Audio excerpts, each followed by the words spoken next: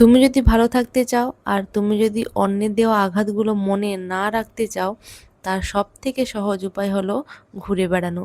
জীবনে যতটুকু সেভিংস দরকার সেইটুকু ছাড়া বাকি টাকাগুলো তুমি তোমার ভ্রমণের জন্য খরচ করে দাও, কারণ আজ আছি কাল নেই। হ্যালো সবাইকে, তো এটা ছিল আমাদের গত বছরের দুর্গাপূজার সময় যাওয়া পুরুলিয়ার একটা শর্ট ট্রিপ, যেটার ভিডিও আমি তোমাদের সাথে এখন শেয়ার করছি। তখনও কিছুটা শেয়ার করেছিলাম আমরা যাচ্ছিলাম সেই জার্নিটা। তার পরবর্তী কোনো ভিডিও তোমাদের সাথে সেরকমভাবে শেয়ার করা হয়নি, তো ভাবলাম ভিডিওগুলো আস্তে আস্তে তোমাদের সাথে শেয়ার করি।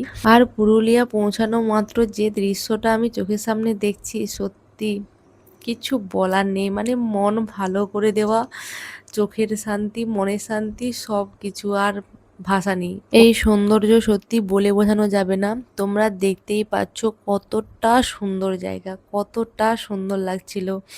আর ওই দিন আমরা ওখানে পৌঁছেছিলাম প্রায় দুপুর টাইমে।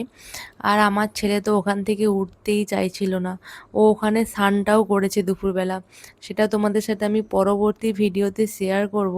আর আমি এই জলধারাটা দেখে তো একদমই মুগ্ধ হয়ে গেছিলাম। আর তোমাদের সাথে যে এই ছোট্ট ভিডিওর মাধ্যমে এই সুন্দর জায়গাটা তুলে ধরছি, তোমাদের এই জায়গাটা দেখতে কতটা সুন্দর লাগছে সেটা অবশ্যই কমেন্ট করে আমাকে জানিও।